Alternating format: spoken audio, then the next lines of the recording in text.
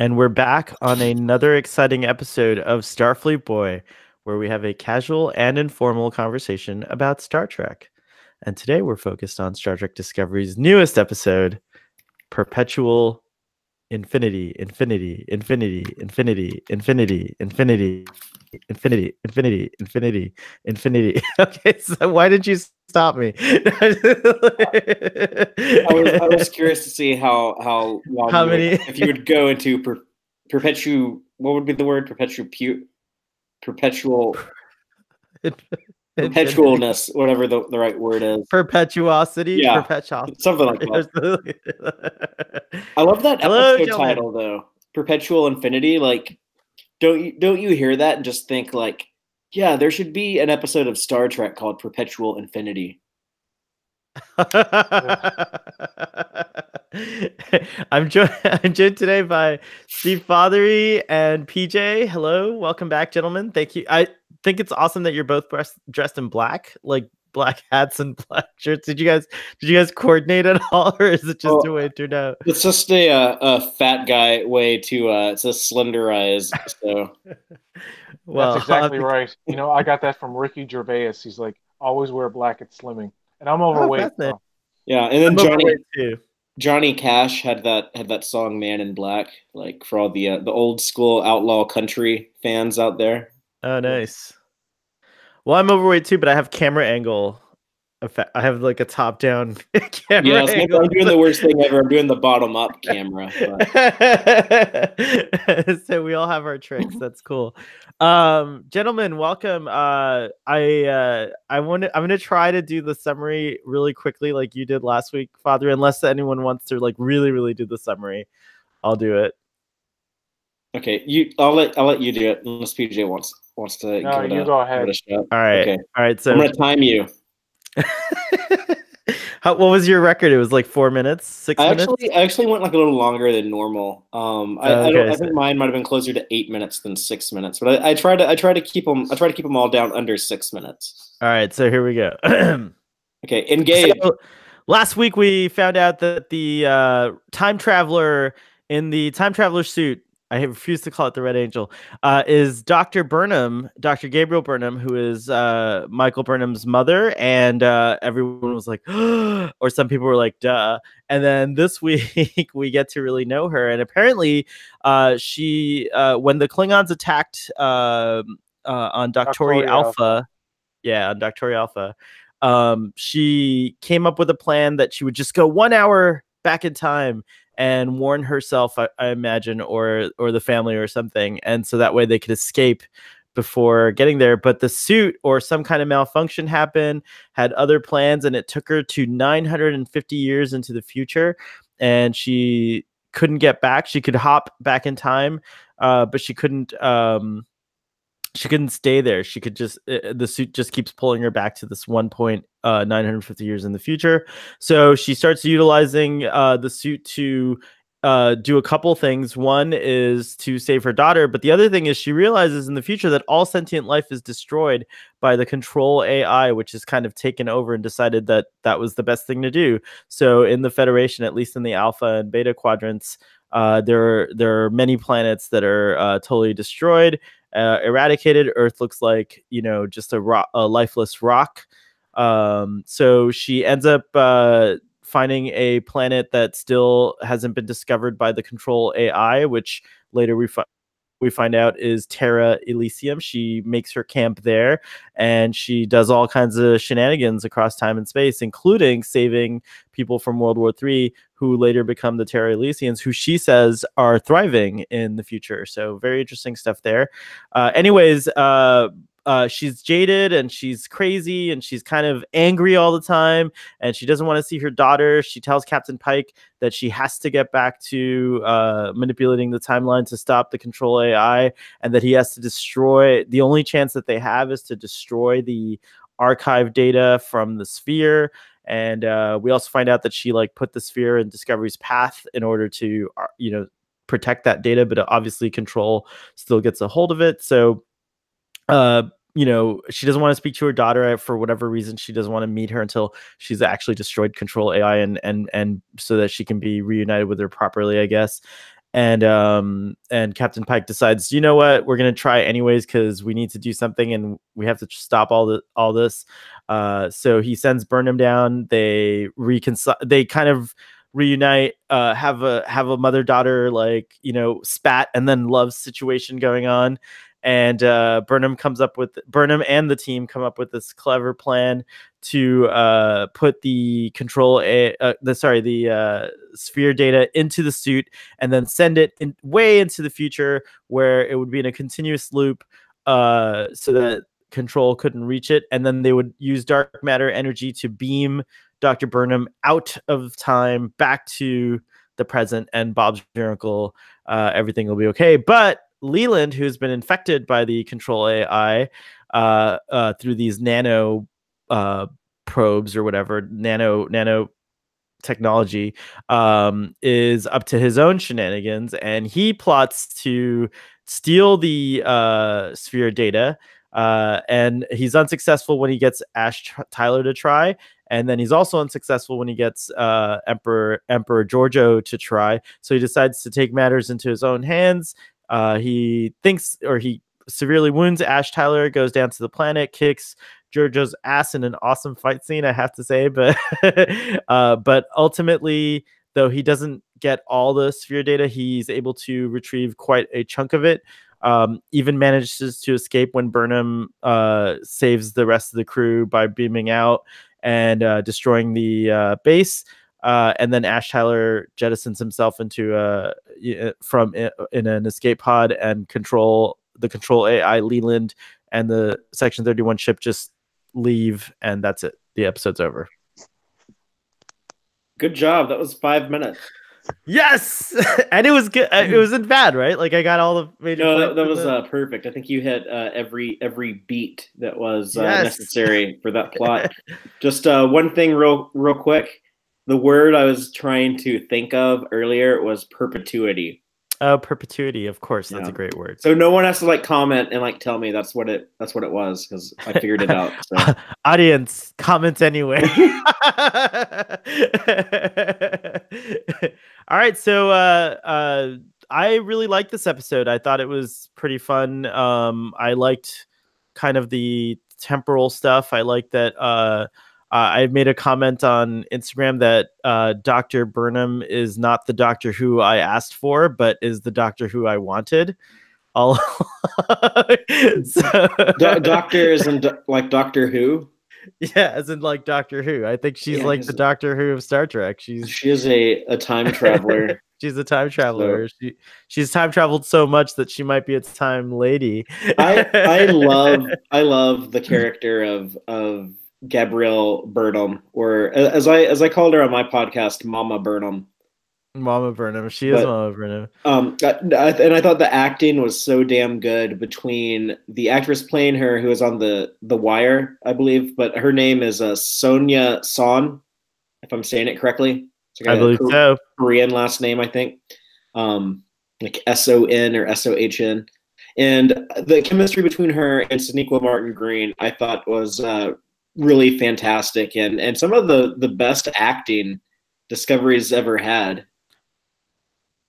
I have to agree with that. I also like that they look like they could be mother and daughter. Like the casting in just on a visual appearance level was spot on.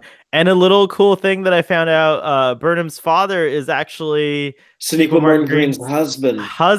So that was I didn't know that until last night. I read that somewhere. So I didn't include that information in my podcast, which is going live shortly today. You have a chance to do an addendum. I already have it uploaded. So. Oh gosh, okay, that's fun.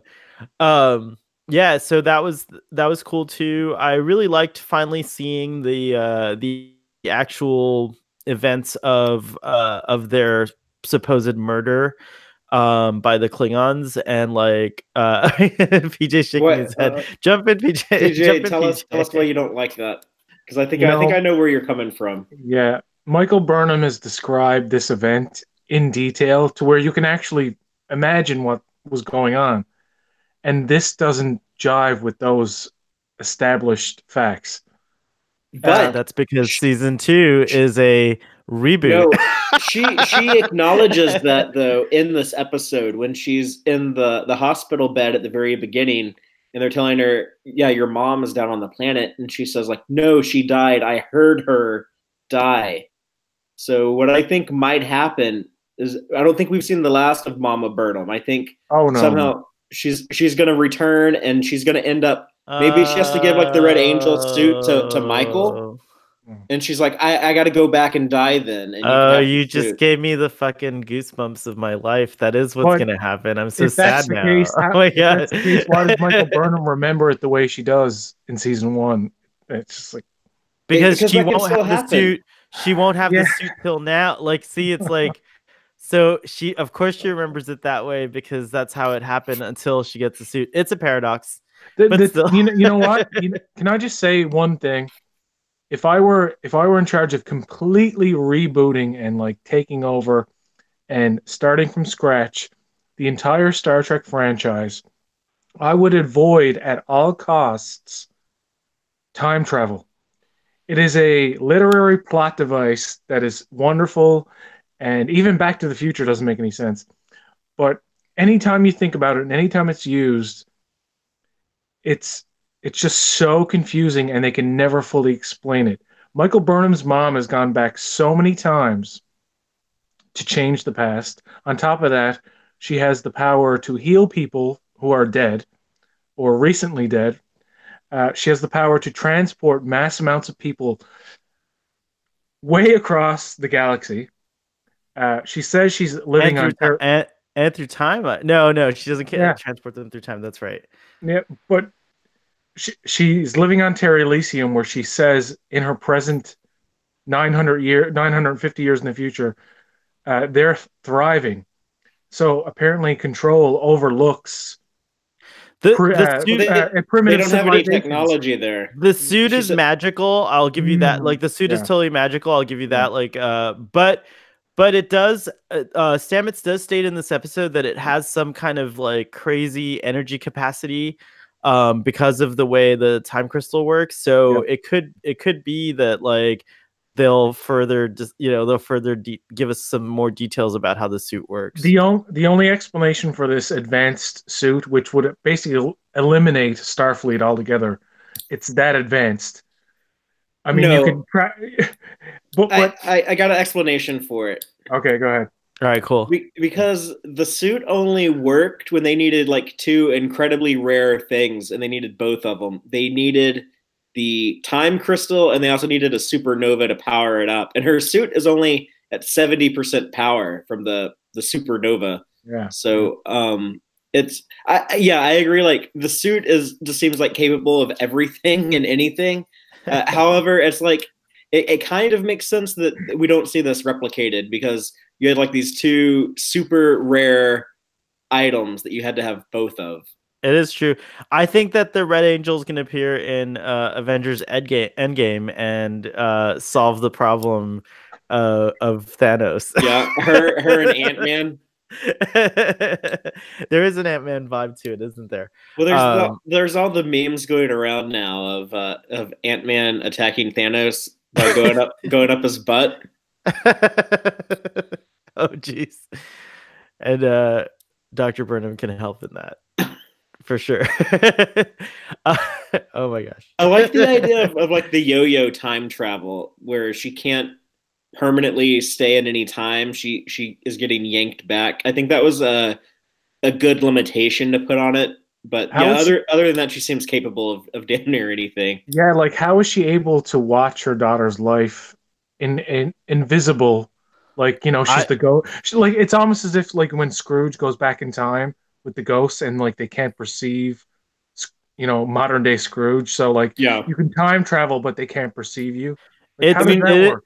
it she is a said, little weird because but I imagined that the most likely explanation for that is that she was able to find mission logs and video footage and things like that somehow to Yeah. watch it, because obviously we didn't, I mean, like they would detect like gravimetric distortions and like temporal wakes and stuff like that. Like it wouldn't be she couldn't just do it invisibly. So I imagine that's what and she seems a little nutty, like a little crazy to me, like someone on in yeah, well, someone on Instagram posted something about like, oh, she talks about time as being alive and stuff like that. I'm like, well, she's been on this kind of like Robinson Crusoe Castaway, a la Castaway style adventure where she's basically all alone in the future, right? Like it's not healthy. Yeah, it's not healthy. Not so healthy. and not only that, she doesn't even look at.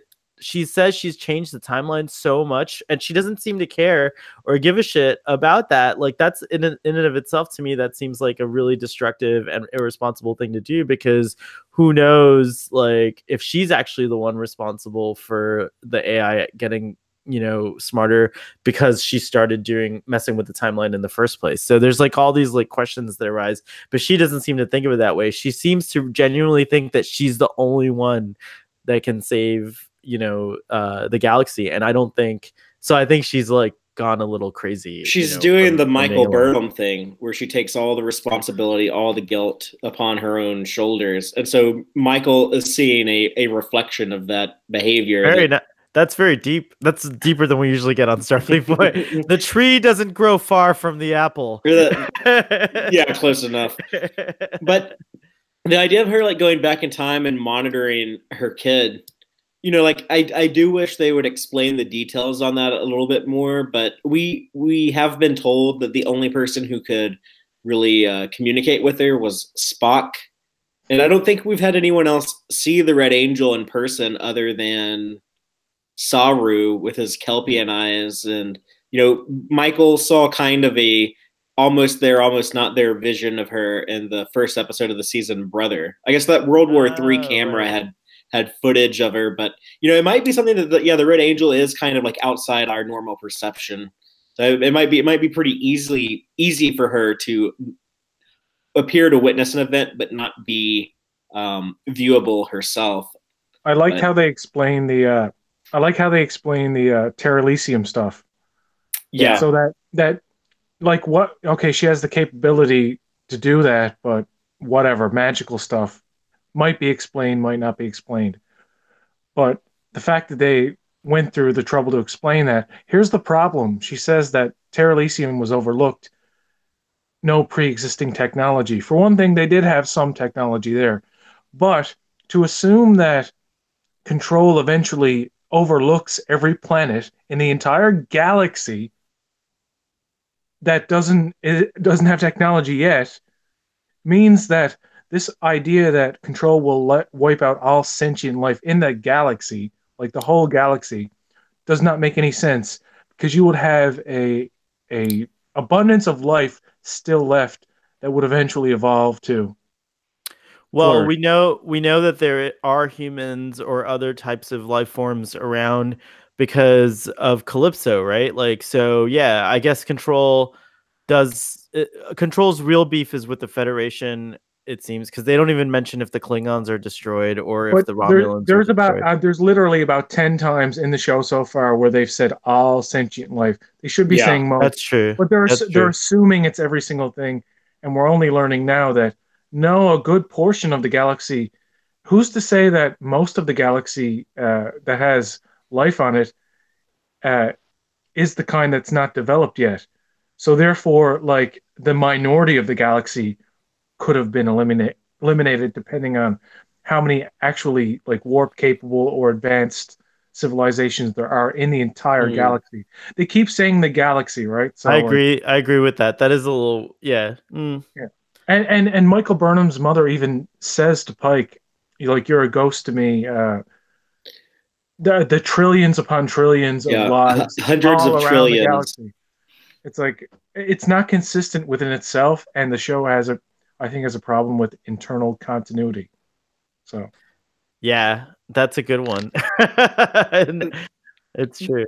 It's hard to say if they're being true to their word with that, when I think we still haven't seen everything.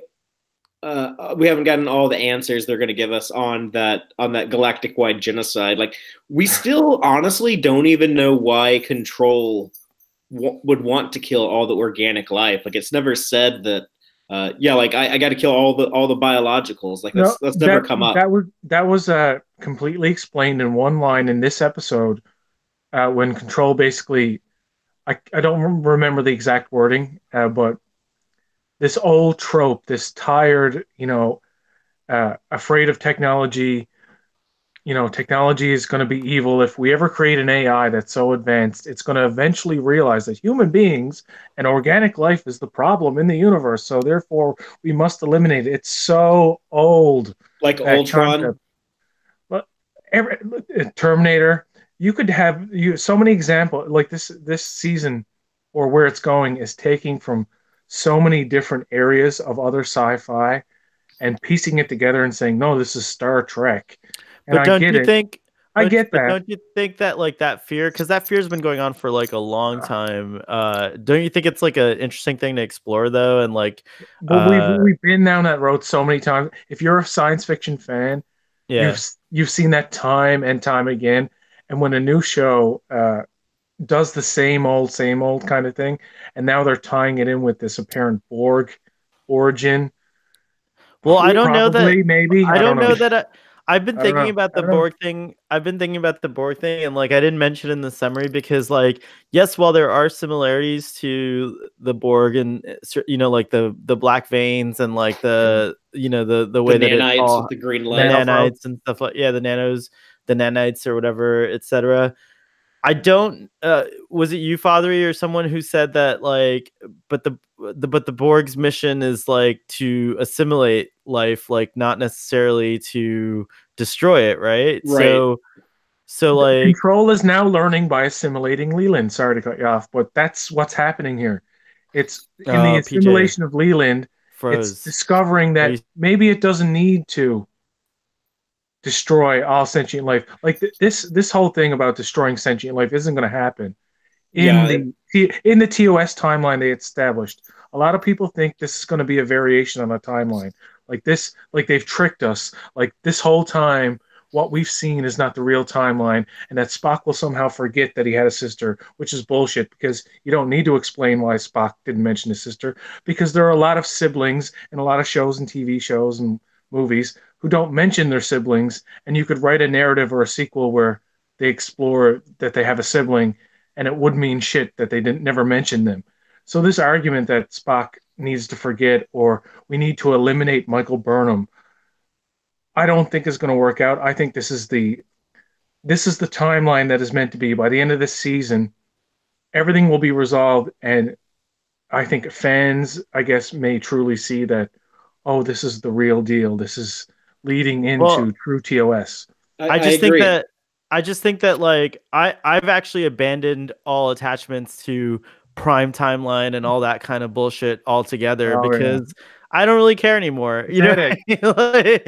Like, it's too much of a headache to think about. It's like it also impedes you from watching a show and enjoying it just as it is. You know what I mean? Like, so personally, like even though I would love for Star Trek, I think Fathery, I might be on your page now. Even though I would love for personally, I would love for Star Trek Discovery to figure it all out. If they don't, as long as it's a great story, as long as it like ends up being like something, the show definitely needs to improve even more. But season 2 is such a huge improvement over season 1, and that's why I jokingly say that it's a reboot and that like nothing really matters from season 1. And someone else said that like most shows don't even get going until season 3. I think that like We're four. what's that? We're season 4. Or see, oh, geez. You're talking about Enterprise, right?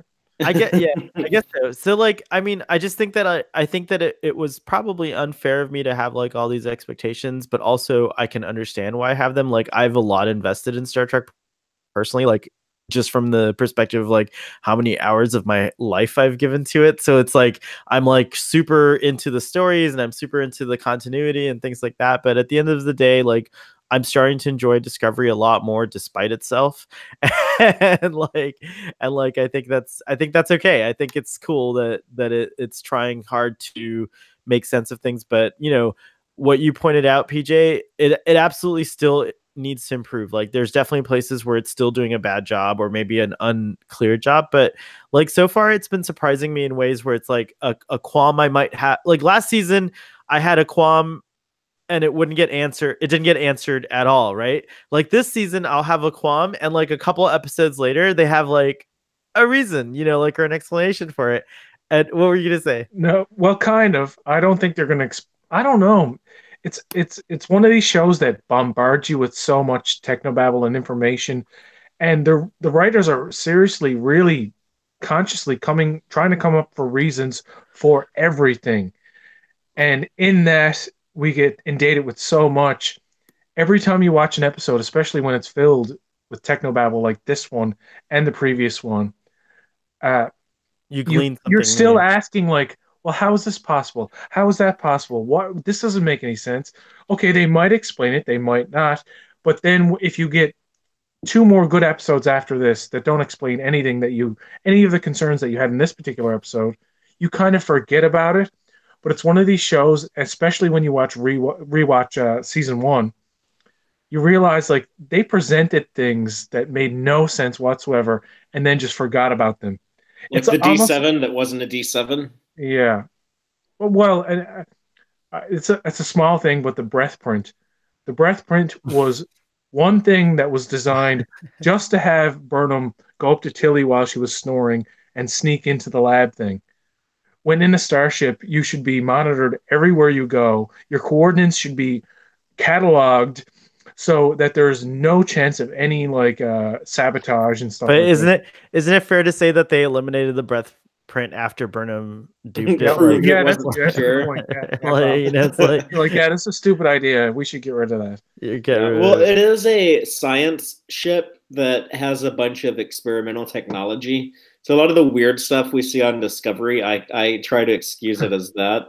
Is Yeah. that Um, yeah? when they started doing these Star Trek spin-off shows and they have like really weird stuff there on things that aren't like a super high-tech experimental science vessel, it's going to be harder to do that. But Yeah. And if I really think about it, I just feel like, uh, you know, even with its flaws, like Discovery is still kind of doing a pretty good job because overall, like I do feel like it's Star Trek and it has that feeling, and it's like, you know, I mean, like again, like these, there's a lot of like we can go right into the nitpick corner in every one of these episodes and find like probably like 20 to 30 things that like, you know, to talk about. Although, by the way, was that the D7 in the trailer for the next yes, episode? Oh my god. Like the proper D7 is coming up next episode, so that's They're cool. going to Borath, right? Is that what it's Yeah, called? that's what they said. Yeah. That's where Tyler's kid is, right? Laurel and Tyler's kid is on Borath. You know It's a what? monastery. You know what they should do in that episode that they will 100% not do, even though it would be the smartest thing in the world, is Father dismissed that way. you're no, going to I heard, Okay. you're going to a different Klingon planet, correct? Why yeah. not show another variation on the makeup that is more traditional? To say that the Klingons on this planet look a little bit more like the ones you're used to. They won't do that. They'll have these big-headed goblins or whatever the fuck. Hmm. That is, Or- that is what I would do though. Because Borath is like the monastery planet that you think Klingons from all over the Empire would go on pilgrimages to go there. So I would have like some disco goblin Klingons, and I would have some uh, TNG DS9 Voyager Enterprise looking Klingons, and then I would have like some TOS augment virus Klingons, and just like maybe just like stick them in the. I would do the same thing with the Endorians, same things with the Tellarites. Just show like yeah, there's like a whole lot of species diversity. It's That kind and of that would be really awesome actually. Like I think that wouldn't be a bad like no one would be most people would just be pleased by that, right? Like that's like something that I think that would be wonderful. I mean, it'd be like if someone came to Earth and they saw like an Australian Aborigine guy standing next to like uh, um, an Inuit from Canada, and then you have like I don't know, like a Dutch guy from Holland, and then like a guy from Ethiopia, and a guy from Venezuela, and they're just like all like standing like yeah, those are a lot of like really different looking humans, but I guess they're all the same species. So I would just like play it like that Yeah. with the aliens. Yep. That's good. What about where did Dr. Burnham go? Because the suit got sucked back to 950 years in the future, but then she got sucked too. Like, what do you guys? Oh, So I think she's stuck on her planet, and her suit is You- broken. but I'm like her completely suit. did. Oh, Oh, I'm go, just. go, Why does that bother you? yeah. I lost all interest. I think all interest. I'm not sure yet in this Red Angel stuff. Oh, it's so good though. I, Yeah, I like it The too. mother daughter but I'm relationship. jumping. I'm jumping right into this Borg theory now because at least they're giving us something different now that might lead into possibly the Picard series. That's just a loose speculation, but That's the opposite of where my headspace is because yeah, you would hate that. I'm really worried about the Borg Yeah, stuff. And to me, it was like I was fine with Control and the Red Angel being like the what the whole season was leading up to. yeah. And now, We should talk about yeah, the Borg stuff in a second. yeah. Yeah. Well, But let's talk about it now. well, can I Go- just want to say like go ahead. one last thing about Control, about something PJ is bringing up about if it is the story we've seen so many times of the computer just being like the only way to have peace is to get rid of all the organic life. And I would totally hate that if we don't get anything other than that. I still think there's room to give it more motivation, but if not, then yes, I agree with you. That is terrible. That's cliche. We've seen that 1,000 times. However, I do kind of like the idea of Control as the villain. I typically don't like the technophobic stories in sci-fi. They're like, oh, like this new technology is evil; it's going to destroy us all. I kind of hate that. But AI is something that's kind of really scary today, and also the surveillance state of government agencies that are using technology to monitor everything we do, try and figure out everything we think. I love the idea of making that the villain in Star Trek. I think it's very topical, like Star Trek should be. So there's a lot of people that make a lot of these jokes about that using older Star Trek. Like, for example, the Doctor being able to interrupt your holodeck program in Voyager and just pop into your holodeck program. Like, someone's like, Star Trek is a surveillance state. like why is the Doctor allowed to do this?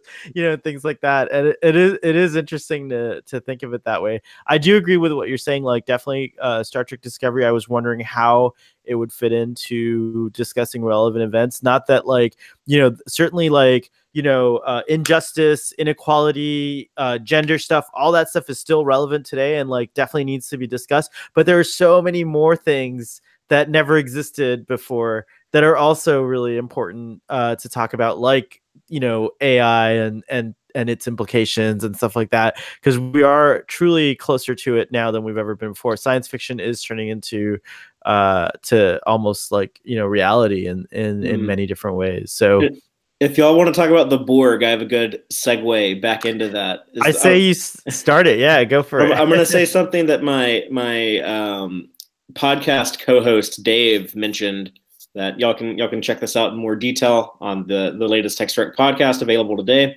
But he said that we have these Section 31 groups with like the American CIA or like these intelligence organizations that often do more harm than good and kind of create our own worst enemies. Like if we topple a regime in another country and then there's a power vacuum and then someone else takes over and you get like a brand new villain who is even worse than the people you were trying to defeat previously.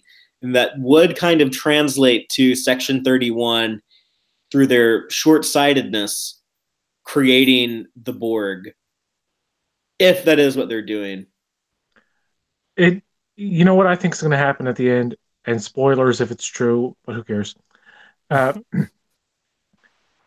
going to be a battle with Control.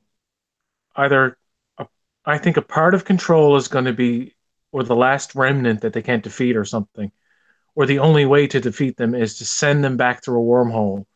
They go like thousands of years back into the Delta Quadrant. And, at the time when Picard in First Contact went down and dealt with the Borg in that time, that led into the Enterprise episode Regeneration, I think it's called. Mm-hmm. And they're going to get a signal from the Borg in that time and then become the Borg or like evolve into that eventually. It's such a Or grandfather they've paradox. already been the I know. Borg, and then they get a boot, like this concept of an AI, advanced AI coming back to speed up Itself. itself and all this.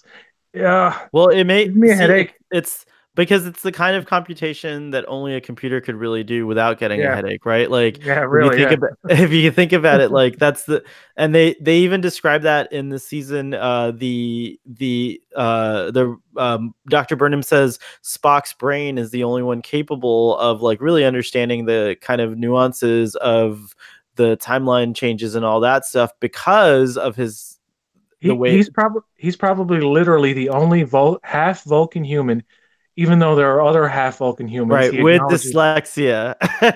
but he's probably he because they're so rare. He's likely the only one with dyslexia, and because he's a bi-species entity with dyslexia, it's plausible to think that maybe he has an understanding of something that would fry a normal human being or a normal Vulcan's mind Right, that completely. like blend, right, exactly. Like that, Yeah. the ability to like get around the paradoxes and get around the conundrums that we like as you can tell, like we're all like but also a computer could do that. A computer could actually like compute like these things and like exist outside of time depending on how it works. I mean, if you watch Doctor Who, you're a little if you've watched Doctor Who like really and gotten into it, you kind of like start getting close to thinking that way. Like I still get confused, but I feel like, oh, I trust it a little more.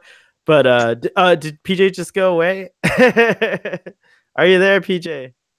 And are you there? Are you there, Fathery? I'm here. I think he might have Okay, muted cool. himself or Something something. But happened. um, What I wanted to say though, something that I found, I'd like to wait for PJ to come back. So I guess to finish the thought that I was having there was that I do think that like Section 31 is like what you described and or your co-host described, with like going in and being short-sighted and things like that. But it's very likely that the Borg were also defeated by Control in the future. Like Control, I think Control is just something else altogether. And like maybe that's why that could be an explanation as to why some of the technology resembles the Borg. So the Control AI is like, well, what can I do? It searches its own data banks, and it's like, what can I do that's gonna like give me the ability to control this human? And so it just uses Borg technology. It knows it has Borg technology because it's from the future. Does that make any sense? Like, could that be plausible? yeah, and they could do this whole thing without ever mentioning the Borg. It would be kind of Yeah. weird because there's so many parallels, and that's kind of the direction I was thinking at first. But the more I hear people talk about the possible Borg connection, the one line that really I think might give it away is when Control says to Leyland, "Struggling is pointless." Struggle is pointless. Struggle is pointless. It's basically the same thing as resistance is futile. I know, like right? if I was a Discovery writer and I was trying to like hint at the Borg, like this is something that like some of the fans might catch on to, I would write something like that. So, if they're not doing Borg stuff, and some people still deny this, and I understand they don't want to have this whole thing. Humanity is responsible for the Borg. Oh, tired old shit. But if they're not doing that, then they are literally doing something much worse. They are ripping off Star Trek. You know what I mean? Like if seeing the nanoprobes go into Leland's body and seeing the veins that are reminiscent, they first did that in First Contact, like started showing like the CG veins, and then Mhm. they continued that thing with Voyager and all this. Then what are they doing? Well, they could If this is some suggest trickery, that I'm gonna be We pissed. while you were I go- wherever you were while you were in limbo, we were talking about how like I had to use if the the washroom. Sorry. oh no worries. I think he was like when Leyland's face started messing up and he had to go back in his room to Yeah. maybe it was to Repair it. regenerate his nanites on his face. I think that's what PJ was doing. Gotcha. A PJ. That's a funny. If if we had We walked in could on him, he would have stabbed us in the gut with a shard. But PJ, we were saying like, what if in the future Control destroys the Borg, adapts the best of its technology, and then since part of Control's AI did make it into the pass through Arium or that probe, now Control has that knowledge of like, oh well, how do I control a human? Let me use this Borg technology. Do you know what I mean? That's Like, Yeah. that's a great thing you bring up because remember that episode? I forget what I think it was episode 7. I don't know. It's one of the episodes where Tyler and Ash go on that trip into the thing, and that probe from 500 years in the Tyler future. and Pike. Tyler and What did I Pike, say? right? You said Tyler Tyler and and Ash. Ash, which is true. They were both there. Yeah, And They so were was Voke. Voke was there and too. so is both Vogue. was Yeah, there. but when But when Pike and Tyler encounter that thing, that probe, that altered probe from the future, I was thinking there might be a Borg connection. Then I mm, think I think in this iteration, it's all Control. It has nothing to do with like Borg or nothing. But now it's almost like they're going to build up to where Control is destroyed, and the future that where nothing is wiped out is the compromise is where the Borg is created because it's been sent back so many years I got a or question. something like that. But it's not it's they don't know about it. They're not really they don't know that they're responsible for that, and maybe that gets figured out later when people in Picard's time say figure out the Borg origin. Maybe Michael Burnham jumps into a future where she can figure out uh, what the Borg are and their connection to Control, and that has something to do with the resolution to the series. Wild speculation, but anyway, go ahead. Sorry. What year is the Doctor's mobile emitter in Star Trek Voyager from? Like what century? What time period? Does The anyone 27th century, I think. the 27th? I'm gonna look that up. But the reason why I ask is the Voyager episode. I think it was called One, where we get that Super Borg, Yeah. like Seven of Nine's kid, basically. Um, he was so advanced partially because the Borg technology from Seven was using the future technology in the mobile emitter to make itself even Smarter more advanced than like a more typical advanced. Borg. And we see it like grow like those robotic tentacles that looked kind of like the probe squid in that episode of Discovery. So maybe that is like the technology from that time period. So it says Memory Alpha says the mobile emitter is from the 29th century. So it'd actually be like 600 years ahead of Discovery, and not And you the bring up a great 500. point. But You bring up a great point about how that squiddy kind of imagery yeah, is what we've seen before in First Contact and Voyager. and the You know that scene where Matrix. Picard is washing his face and the thing pops out. When I Oh went to see Yeah, that in yeah. theaters, the jump scare. people jumped. It No, was yeah, like the yeah. only jump scare in the movie. It was cool. Yeah, people were freaked out. That was a freaky movie at the time. Like that whole idea now is kind of played at like a dream within a dream type thing, but no one was expecting that. Just like that shot of like the needle coming into Picard's eye, which was kind of like what happened to Leyland. I know, Like, it's crazy. oh, That's oh true. my God, it is the Borg. It is There's the like no Borg. It is escape from it. there's no escape from it. Question, what about so Leland's out basically. He's dead, right? Like this, I mean, obviously we saw him sitting in No, there's no no, coming back from no. He's alive. no, but there's no coming back from this, right? Like I mean, he's it's possible you get like all of like the Red Angel could like shoot him with a tachyon beam and like fry all of the control technology out of the system. But I mean, his face was literally like open, like it was like he's not human anymore. I don't think. I don't know. He Like, He's a managed to get corpse. beamed out at the last moment. Do you remember? Do you remember no, I that know. in the Oh, episode? sorry. What I meant is like what I meant is like even before that, like when Control injected him with the nanobites, Oh, like like the character, Leland like himself is gone. Yeah, himself is gone, right? Like yeah, there's yeah, no yeah, more yeah. Leland. So that leaves us with that character's out of Section 31 because I was wondering how he would play into the Section 31 show. So it's suggested in this episode that it's going to be something between Ash. Do you think like Shazad and Michelle Yeoh are gonna be the main characters in that show, or like I do you No, know think anything so. no, about it? no, I Okay. think they are. PJ, no. what do you think? What tell us why you think we're wrong. I have a theory, and it's been hinted at in this particular episode that Michelle Yeoh will sacrifice herself for Michael Burnham. Now, even though Michelle Yeoh's character, Giorgio says, "You're confusing me with my prime counterpart," and she's It's like, weird "No, they I know." say Prime Mm-hmm. like Yeah, yeah, like in Star Trek. yeah. That And is weird. she's like, I know who you are, and she's hinting at Giorgio dying. So what I think is going to happen is Giorgio is going to die by the end of the season, or appear to die. And by the time the Section 31 show rolls around, which I don't think that show is going to happen, You really I think it's think not gonna? You think that's good? Like it was all hype, there hype are engine? there are two shows now that they've announced that have not been officially greenlit, and that's the Nickelodeon animated and the Section 31 show. But they both have And like people yeah, working on them. oh yeah, they're writing a script for it. The script has to be approved for a series order. I personally don't think that's going to happen. I think the most logical thing that CBS All Access is going to do is say, screw all that. Let's do a Pike I Enterprise hope so. series. I wouldn't mind that. That would be I think the amazing. Section 31 show is going to be dropped in favor of. So if we actually do see the Enterprise bridge by the end, I think that's going to be something that was done last minute, not like months ago, like everybody thinks. So Well, we do know that Anson Mount is back in Toronto. He says he's doing ADR work, like like re-recording lines or whatever.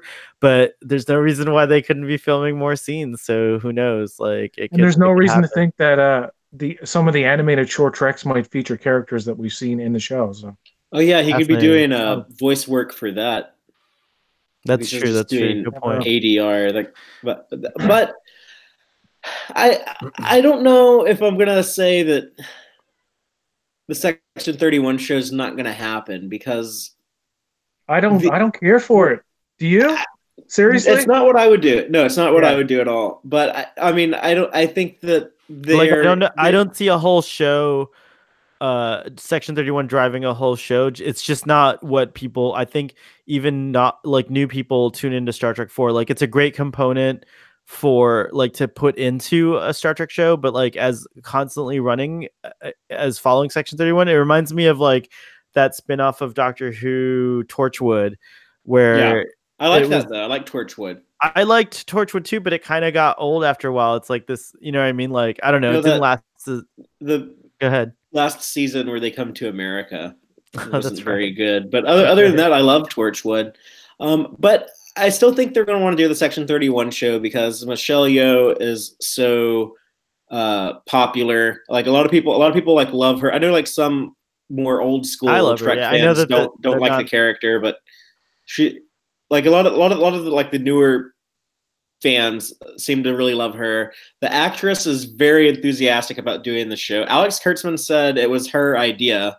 And CBS All Access, I think, really does want to have Star Trek on year round because that is probably the only time they have a lot of people subscribed is when there's new Star Trek on. So I think Right. they're going to have enough shows where there's, if not every week, at least every month, there's going to be some Star Trek content because they'll want people to be subscribed every month of the year. That being said, I would much rather have a Pike Spock #1 Enterprise TV show that seems weird to me because you would have Discovery and this other show like both about a ship in the same time period. They'd be like very similar. However, I just love They've done it Anson before. Mount. Yeah, I love Anson Mount as Pike so much. I love Ethan Peck as Spock so much. Yeah, they're I great. really, really, really, really want to see more Rebecca Romaine as number one. I hate that we only got like one scene with I her. was really surprised, like with the. She's coming I mean, back. Like she they've has got to to. be back at the end, right? Yeah, we Like, got to see the Enterprise again. PJ saying no. PJ says us no. What about? So, how did you guys feel about Dr. Culber like being kind of back in the uniform and so to speak? Does it feel right? Like, does it feel like he's now like? Did the transition from like lost soul to like finding himself again like feel good to you guys or what? It was really non-eventful with him. He just explains to Michael, you know, Pike wants to. I mean, Dr. Burnham wants to speak to Pike, but not to you, Michael. And then he beams up for some strange reason to explain the exact same thing to Michael again. Well, maybe he had other shit to do on the ship. That's why he beamed up. He's got more important things to deal with than beam up just to tell Michael again what he just told her. Maybe he It's beamed not up a because it was planet. like the end of his shift and he was ready to go to bed. Can I say something about that set that they have down on the planet? That's one of the most beautiful sets I've ever seen in Trek. Every angle that is filmed in that set is just that beautiful. where that warehouse place, Yeah, whatever it is, yeah, right? Yeah. that's Wasn't nice. that also? It felt like it was also the Hiawatha set. I feel like that was some of it was with the columns and stuff like that. It The reminded me of the Hiawatha was a Hiawatha. redress of the mess hall, I believe. Oh no, Like no, no! I like mean like the part where like everything's falling and like oh Burnham's running. maybe Like it just felt like it That could was have the been all same. green screen. I don't know. yeah. But there was a Supposedly, physical set. There was a physical set that they used, I believe, that they filmed in a factory, hmm. like they Yeah, did that with. does They look like a used that trick factory. in the J.J. Abrams movies where they would use it, Yeah, the like they used the ships. brewery for the engine room. It's true. I kind of My, like I my like it, but battery's I dying here, so I'm just gonna turn off the camera and plug okay, my cool. phone in. All right, well, we're coming to the close, so try to hang in there. But I just wanted to say that I like the line at the end where Spock says, "Respectfully, Dr. Burnham was incorrect. Now does matter. What happened before no longer exists. What will happen next has not yet been written. We have only now. That is our greatest advantage. What we do now, here in this moment, has the power to determine the future. Instinct and logic together. That is how we will defeat control in the battle to come. We will find a way. All of history can change with our next move."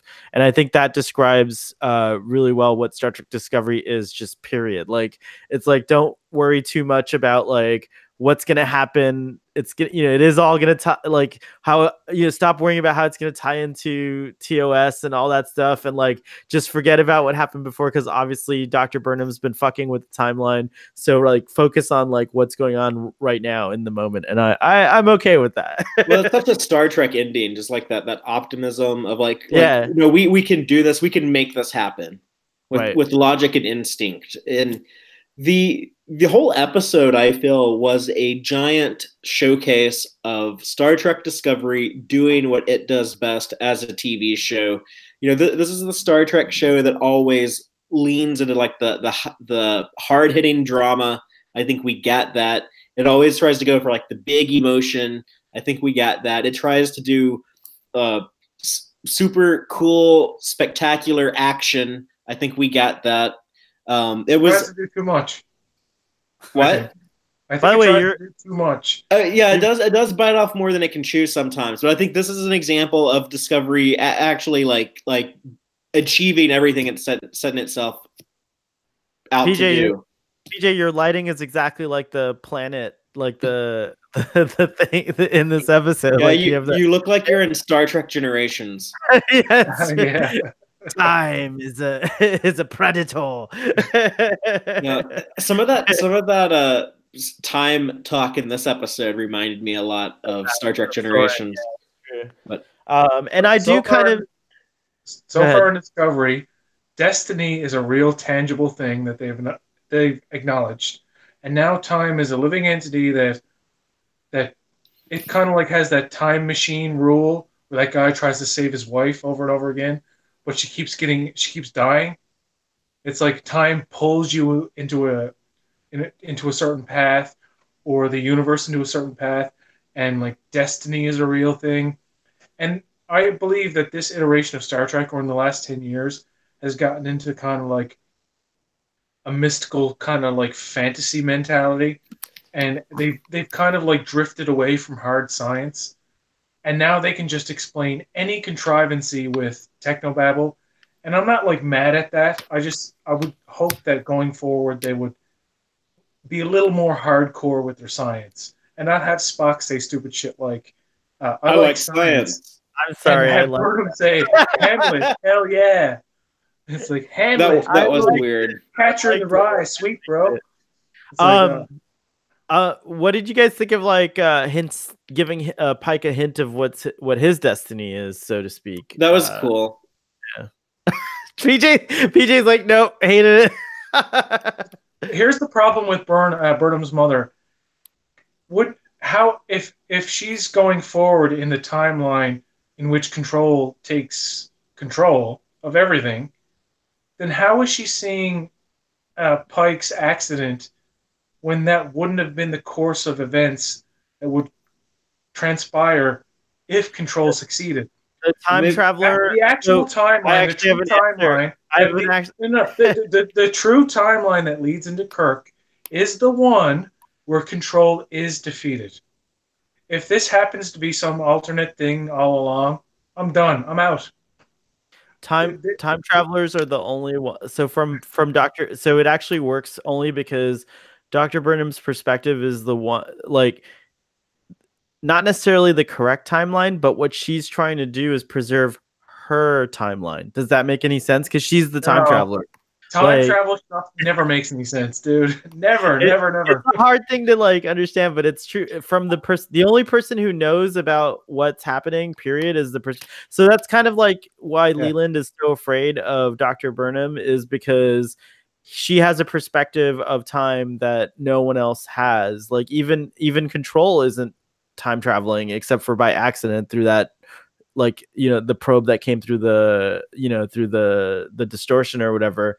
One thing we didn't talk about that I do think we have to touch on is, why doesn't she know about the signals? And so then what the fuck is going on with the signals? So I think what will happen is Michael Burnham will get a repaired Red Angel suit, or like the Red Angel suit from before it got destroyed or something. I think Dr. Burnham will somehow have to like put herself back into the timeline, and she'll like go back to the night that the Klingons attacked, and she will get killed, and little kid Michael will hear it from behind the closet door, but the suit will be in adult Michael's hand.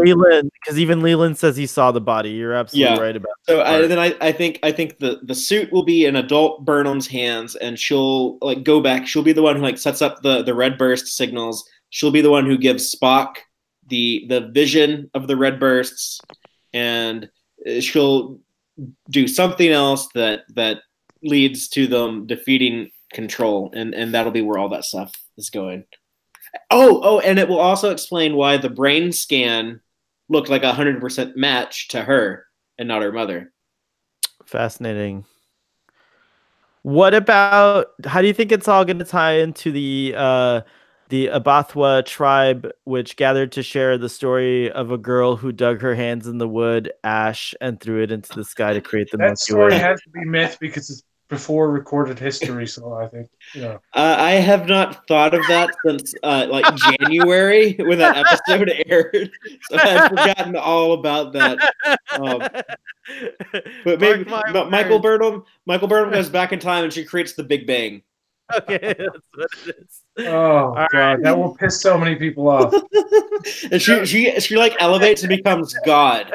And it'll be like, oh, like when Mirror Universe Stamets was like, God is real, and she's very mad at you. And it'll be like Michael Burnham is God, and like it shows like all other Star Trek characters. You have like Kirk, Picard, Riker, Khan, Sisko, Gul Dukat, the Borg Queen, Janeway, like everyone in Star Trek, and they all bow down to God Michael Burnham. I only brought that up because you said that Burnham might be responsible for the signals, and in that same monologue, she says, "When I first heard the story of the girl who made the stars, I wasn't ready to understand. I still don't know if I am." So she's literally making stars in the galaxy, right? Like, so I don't know.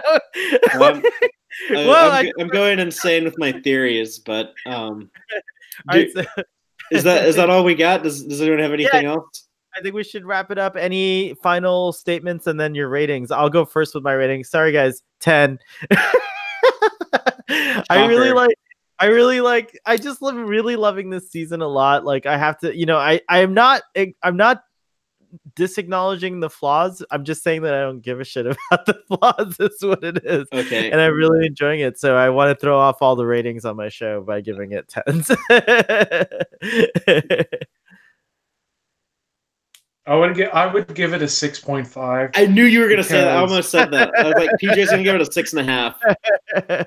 But because it's actually not a bad episode in parts, but it's just so Discovery is the only show where you get these episodes that are very intriguing and fascinating and all of this, and then there's just like this dumb shit that they don't bother to explain at the time it needs to be explained.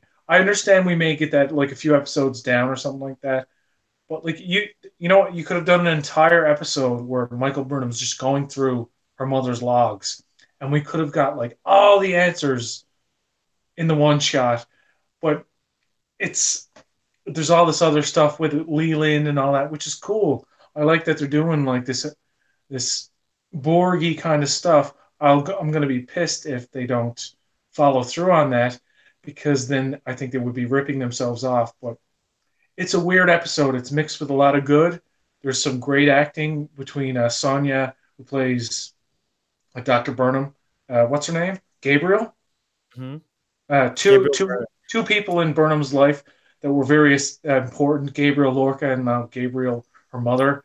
Michael and Gabriel are names of archangels. Like it's a little pretentious. You know what I mean? It's a little up its own ass. Nevertheless, but those acting, like Sonequa Martin Green is like really improved, and you have like great dramatic moments between characters. And another thing, Pike, Spock and Spike. Even though he's kind of like an unsure captain, you can kind of attribute that to like this is not his ship, and he's constantly saying like, "Give me solutions. I don't know what to do." Like that's fine, but even though I have a problem with the way certain characters are written, I love all the actors, and I love the production value that goes into it. So a lot of good things about this episode, and a lot of unanswered questions that are really frustrating. So that's all I have to say about that. Well, I actually really loved this episode. I think it's my second favorite of the season. The favorite being, of course, If Memory Serves, or we visit Talos 4. That was Star Trek Discovery being the show that I wanted it to be, that it has like a bunch of like ties into the lore and stuff like that. This episode, like I said earlier, was to me it was Star Trek Discovery doing what it does best. I do agree there are some unanswered questions, but I'm looking at this as like a chapter in a book, and I'm on chapter 11 of 14. Right. The questions we can't assume they won't be answered, right? Hopefully the next 3 chapters can get me there, and if not, it's just kind of a problem with the book overall, not this specific chapter. I'm going to give it an 8 out of 10. Woo! So what does that bring the average to? I think we could settle on a 7.5 or 8.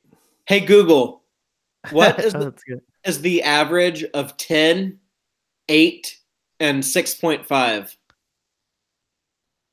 Sorry, I don't understand. Oh, she's not going to cooperate. Siri does it. Hey Siri, what is the average of 10, 8, and 6.5? The average of 10, 8, and 6.5 is about 8.1666. 8.1666. So we'll give it an 8. Obviously, my AI is better than your AI. Well, they're gonna combine together and become Control. It's true. All right, so an 8 it is. Anything about next episode that you're excited about from the trailer? Like The Klingon D7. Absolutely. I'm looking forward to seeing it. I'm looking forward to owning the Eagle Moss model. I'm all about the D7. It'd be cool if we see some other classic Klingon designs, maybe like some old school Klingon uniforms, some old school Klingon disruptors, maybe even like a old school smooth head Klingon. I'm not gonna hold my breath for that last one, but I'm definitely looking forward to seeing the D7 in action. Awesome. And PJ, anything about next week's episode that you fancy, Yeah. hope? It seems to hint at a showdown between Discovery and many Section 31 ships. I'm really interested to see how that plays out. Excellent. Yeah, there was like all of the there was that line about all the ships being Section 31 ships. That's right. All right, gentlemen, thank you so much. I appreciate you coming on to talk Trek with me, and I think this episode was of Starfleet Boy was an exciting one. We had a lively discussion, really good stuff. Live long and prosper, and we'll see you next time. Bye. Peace.